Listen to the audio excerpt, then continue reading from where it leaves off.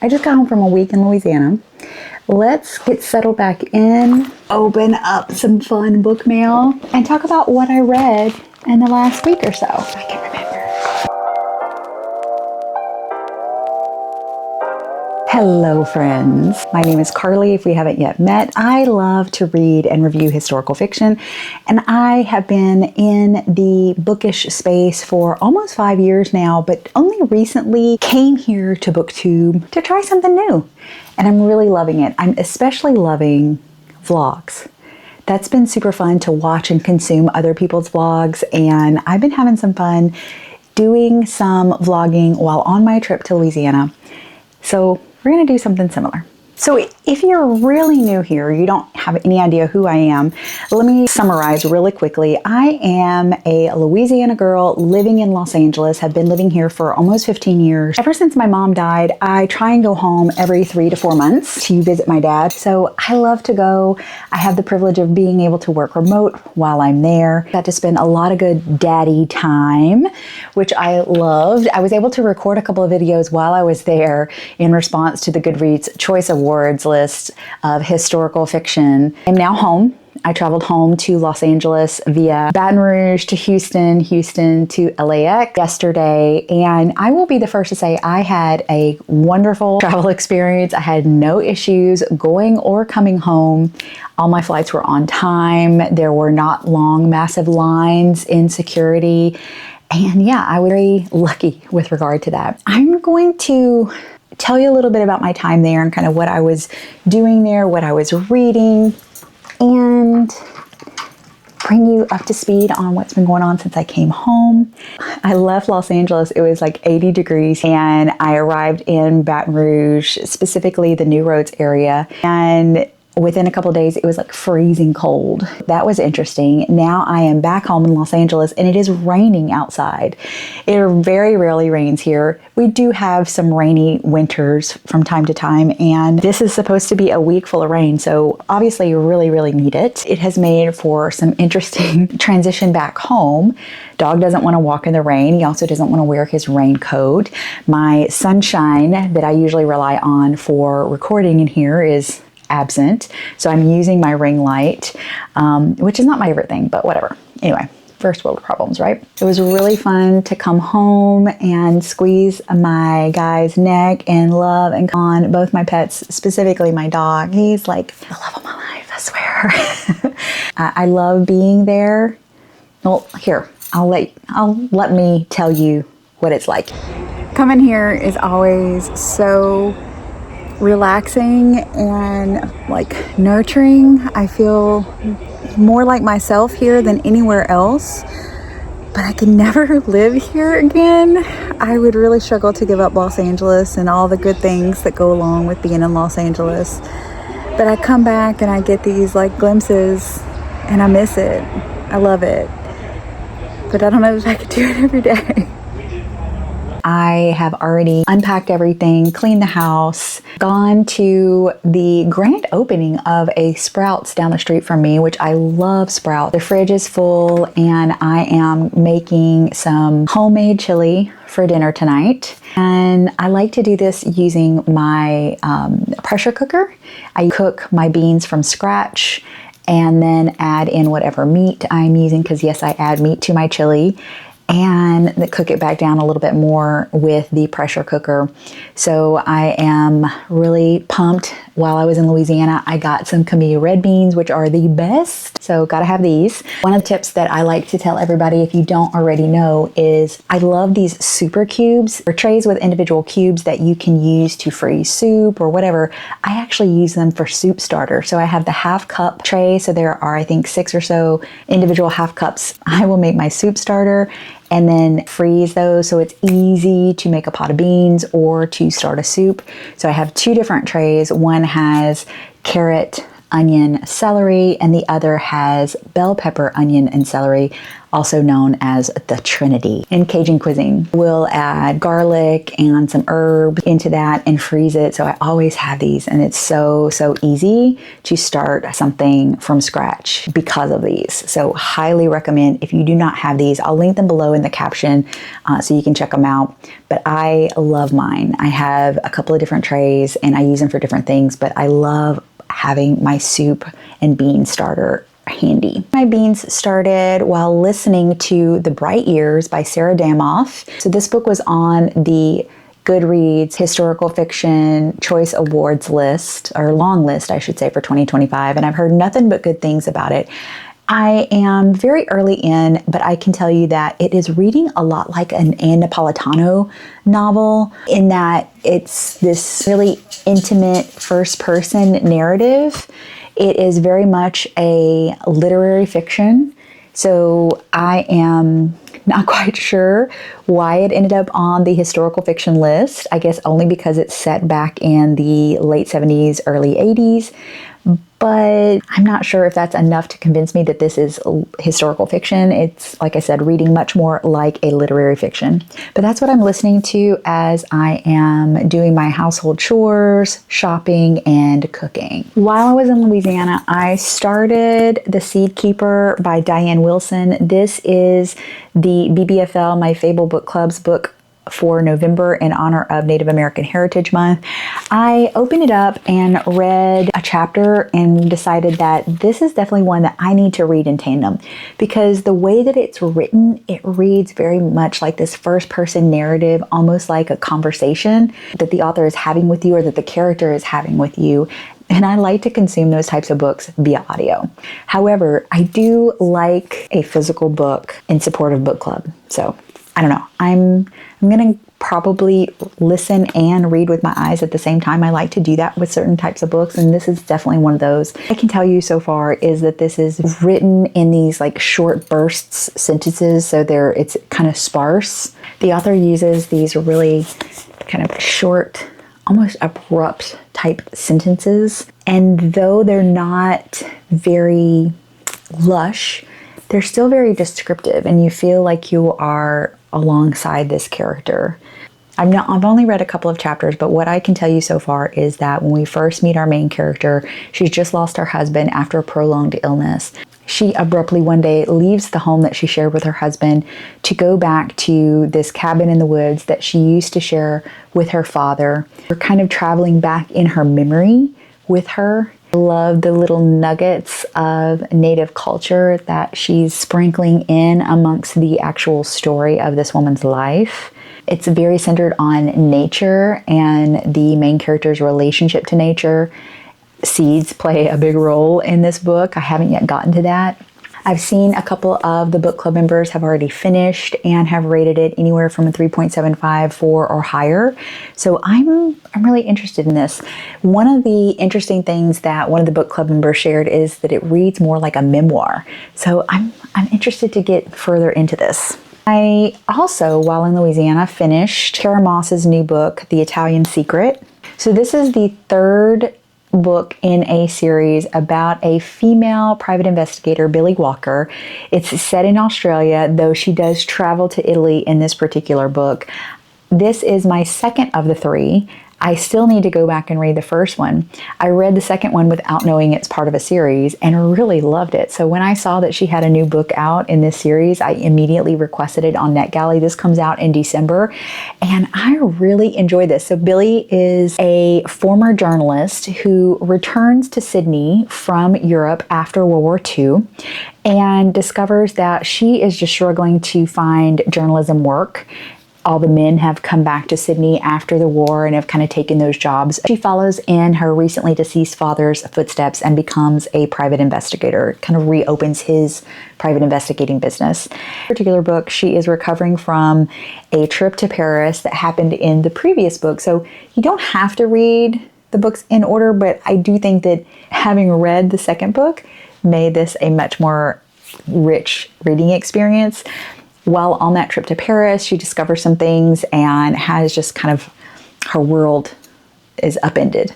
Now she's back, her business is taking off, and while working on a particular case, she experiences another traumatic event and subsequently also discovers something about her deceased father that leads her on this rabbit trail. She ends up traveling to Italy to discover the truth about a photo that she discovers in her father's belongings.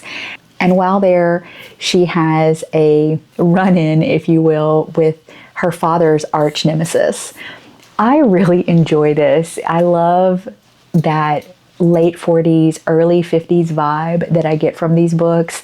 Everything from the style of dress that Billy wears to the fighting red lipstick that she's hanging on to after the war. It conjures up an old film noir or detective style movie, black and white detective style movie that I love. A little bit of His Girl Friday. I really love 40s and 50s films, so this reads to me like one of those favorite films that I love. I'm also reading Philippa Gregory's The Berlin Trader. I read this quite a bit on the plane ride home, and I am really, really loving this book. So far, it is not a very fast-paced novel, but there's a lot that is going on. A lot of that court intrigue and backstabbing and betrayal and disappointment and jockeying for power in relationship to Henry Tudor. And it's got me really eager to start Wolf Hall, which I know Shelley really always talks about as being one of her favorite books. Doing some research for historical fiction book series. I think I'm going to read this sometime, hopefully before the end of the year, if not in January. But first, I got to finish Philippa Gregory's new book. I only have access to a physical copy of this, and as I think I've shared with you guys before, I read so slowly in physical format. But I am committed to finishing this book before the end of the month. So that's what I'm reading right now. Oh, I also started Lonesome Dove right before I went to Louisiana. I did not read any of it because I'm trying to vlog my experience as I go. I am committed to finishing that book before the end of the year, and I'm cataloging that experience in a vlog to share with you guys. I also started the Book of Lost Hours on audio, and I am going to DNF this. I don't think it's a bad book. I think it's just not the right book for me. There's a lot of space-time continuum in this, and I'm just not that girl. I love a good time slip novel, but this is a lot of, I don't know, the focus on this isn't necessarily slipping back in time, though that does happen in this book. It is more about how time works, and again, the time-space continuum, and it just makes me, I don't know, it's just not for me. So I'm going to be giving that away. Now for the Bookmail. So up first is something from Simon & Schuster.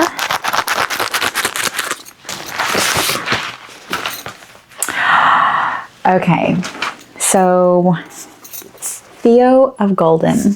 This is by Alan Levy. I believe that this was an indie or self-published novel that suddenly got some attention, and then Atria, it's from Atria actually, and then Atria scooped it up.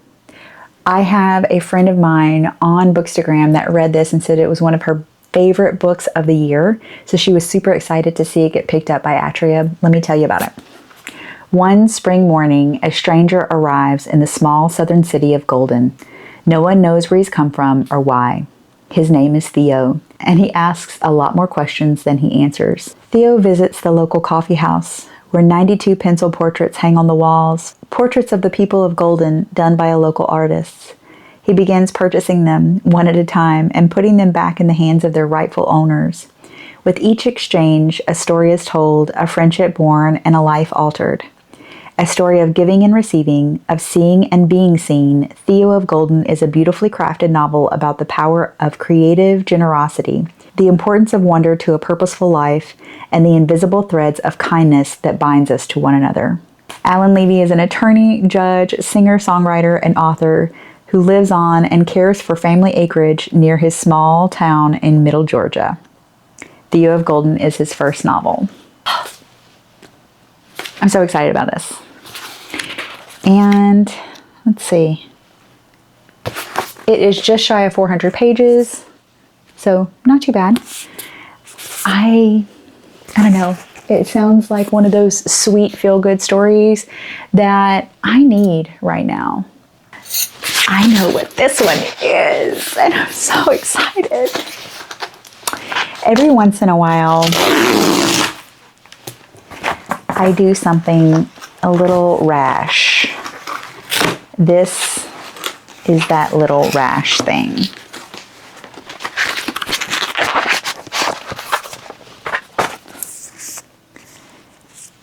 Directly from the UK. This is the Waterstones edition, exclusive signed edition of one of my favorite books of the year, The Everlasting by Alex Harrow. Look at this.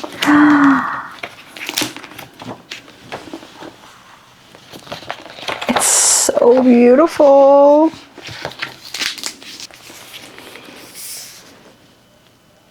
The hype that you hear about this book is so real.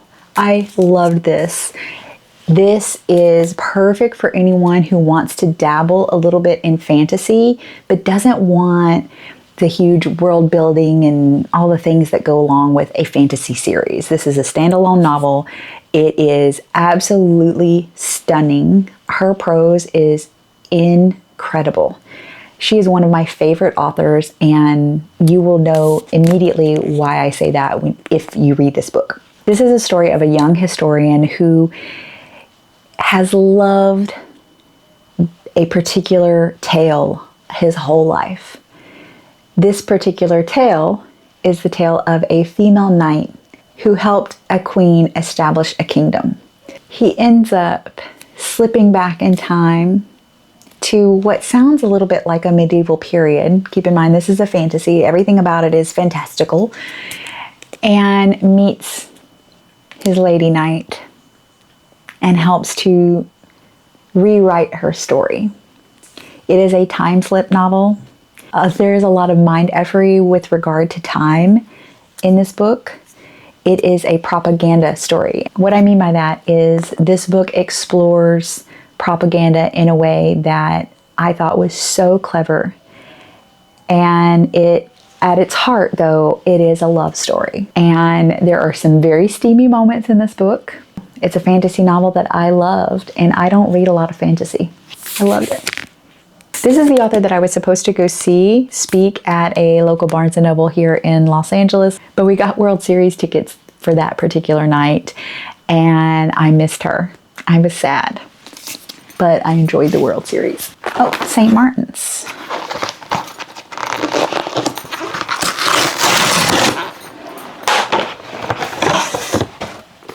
Ooh. It's an advanced reader's copy of Marie Benedict's new novel, Daughter of Egypt. In the 1920s, archaeologists Howard Carter and Lord Carnarvon of Highclere Castle made headlines around the world with the discovery of the treasure-filled tomb of the boy pharaoh Tutankhamun. But behind it all stood Lady Evelyn Herbert, daughter of Lord Carnarvon. I can't say that word, I don't know. Whose daring spirit and relentless curiosity made the momentous find possible. Nearly 3,000 years earlier, another woman defied the expectations of her time. Hatshepsut, I can't pronounce that either, Egypt's lost pharaoh. Her reign was bold, visionary, and nearly erased from history. When Evelyn becomes obsessed with finding Hatshepsut's secret tomb, she risks everything to uncover the truth about her reign and keep valued artifacts in Egypt their rightful home. But as danger closes in and political tensions rise, she must make an impossible choice: protect her father's legacy or forge her own. I have seen one person review this, and they did not enjoy it as much as I was hoping that they would. It sounds like it has a lot of telling rather than showing in terms of the story and the history, but I'm still going to give it a shot. I have had mixed experiences with Marie Benedict's writing. I did not enjoy The Personal Librarian hardly at all, but I loved Queens of Crime, so I don't know. This one is from HarperCollins, and it's very heavy. It feels like there might be two books in here. Oh my God. It's one book. It's a pretty book. This is for a book tour for Uplit Reads. Oh my God.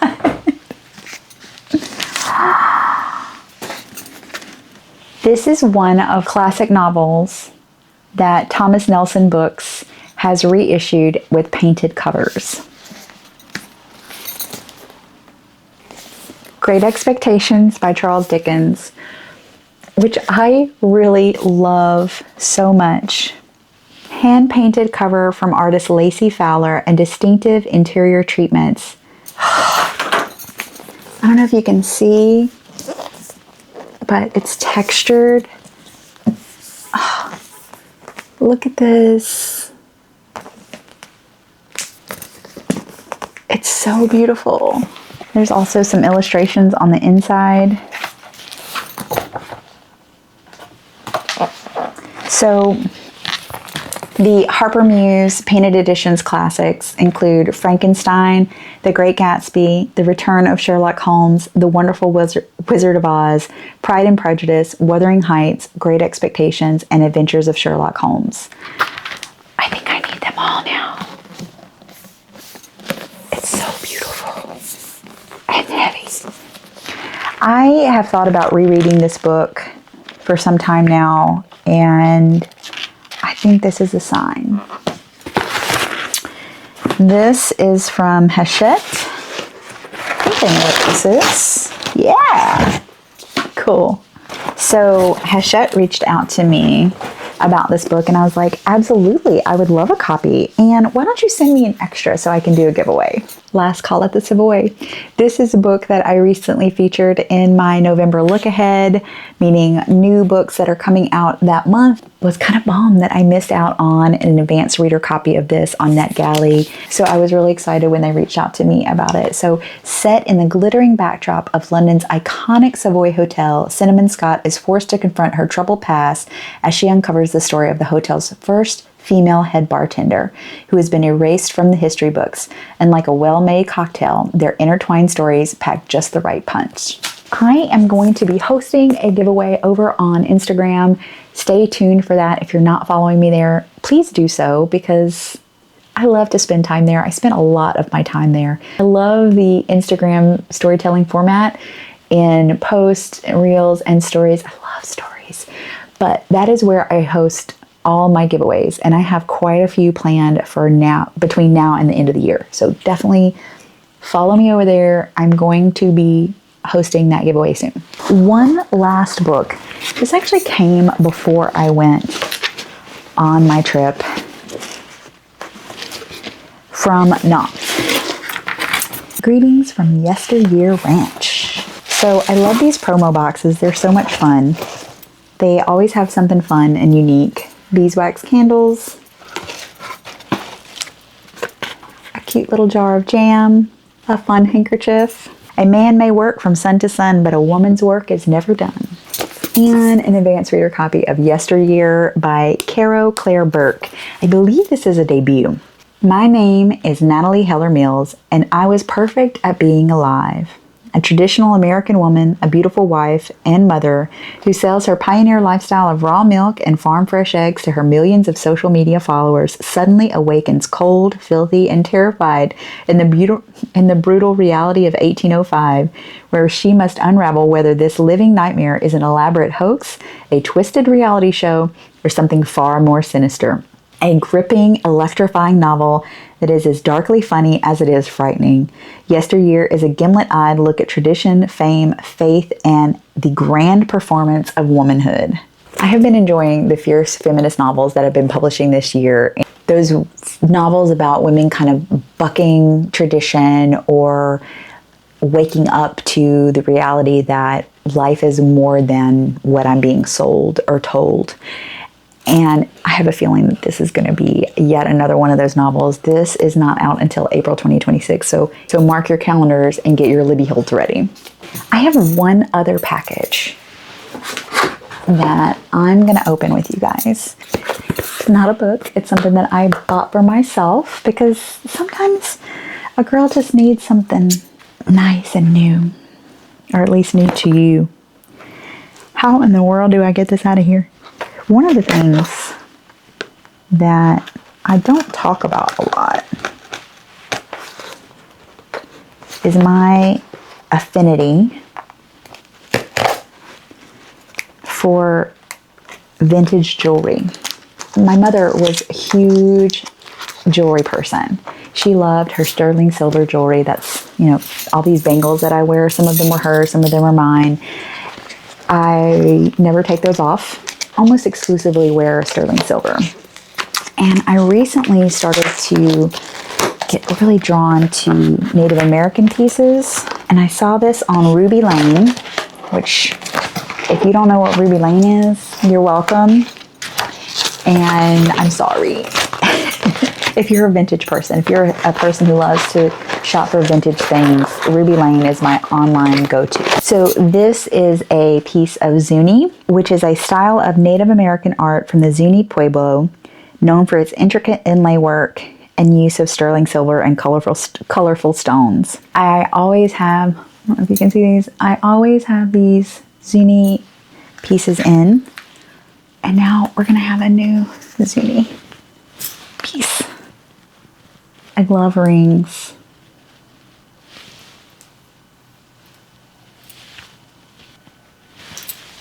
I love it so much. Delberta Boone is the artist's name. So yeah, that is kind of what I've been up to lately. Trip to Louisiana, fun time with family. I'm happy to be home. I'm hoping to have some time to record more content to share, but I'm also starting the busy season at work. So I am not sure what that's going to mean for the amount of content that I can create and post. So please be patient with me. Like I said, bear with me. I'll be back. I do plan to post at least once a week.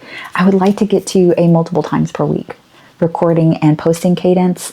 But yeah, I'm still kind of finding my way with this. Thank you so much for hanging out with me and chatting books and what's new and jewelry. What are you guys reading right now? I want to hear from you in the comments. What do you think about this style of video? And have you read anything really fun lately? Where do you buy your vintage jewelry? And what's your chili recipe? Thanks for hanging out.